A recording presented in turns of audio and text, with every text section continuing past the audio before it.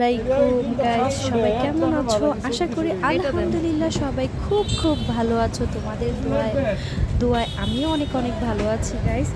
আজকে আমি আর আপু চলে গেছি নারায়ণগঞ্জের তোমার চিটাগাং রোড এলাকায়।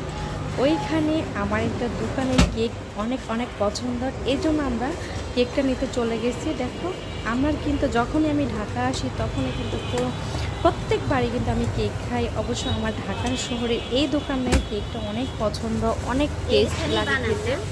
তো এজন্য আমি আজকে একটা কেক নিয়ে নিলাম। এই কেকটার দাম ছিল 400 টাকা, অত বেশি না, কিন্তু খাইতে কিন্তু ভীষণ মজা, অনেক মজা গাইস। তো আপুকে আমি বললাম যে এখানে যখন আসছি তখন আমরা একটা কেক নিয়ে যাই বাসায়। এখন আমরা বাসায় চলে আসছি কেকটা নিয়ে। আপু সব কিছু নামাইতেছে, মানে রেডি করতেছে কেকটা খাওয়ার জন্য। আর আমার তো জিভে জল আইসা পড়ছে কখন আমি কেকটা খাবো। দেখো গাইস, কেকটা দেখতে কতটা সুন্দর, কতটা সুন্দর, খুবই সুন্দর কেকটা দেখতে। মানে আমার দেখেই না কেকটা একদম পছন্দ হয়ে গেছে যে এইটাই নিব। অনেকই ভালো লাগছে কেকটা দেখে। দেখো, খেতেও মনে হচ্ছে দারুণ হবে। এখনও কিন্তু খাওয়া শুরু করি নাই গাইস, একটু পরে কাটবো।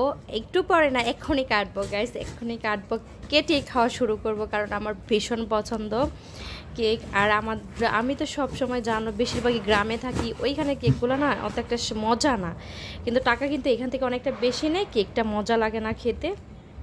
তো এজন্য নিয়ে আসলাম। আর কেকটা দেখতে কিন্তু অনেকটা বার্থডে কেকের মতো ছিল। তো এগুলো কিন্তু বার্থডে কেকই, তো আমাদের তো কারো কোনো বার্থডে নাই।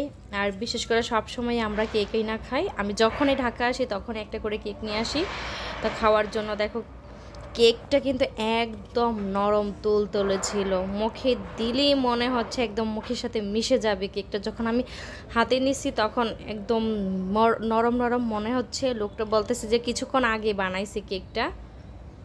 তো দেখো, একদম অনেকই সুন্দর ছিল আর ভীষণ টেস্ট ছিল গাইস। আমি সাথে সাথে কেটে একটা পিস একদম খেয়ে ফেলছি, ইচ্ছে করতেছে যে আরও পিসগুলো খাই। এতগুলো খাইলে ভালো হবে না গাইস। টাটা, বাই বাই, আল্লাহ হাফেজ।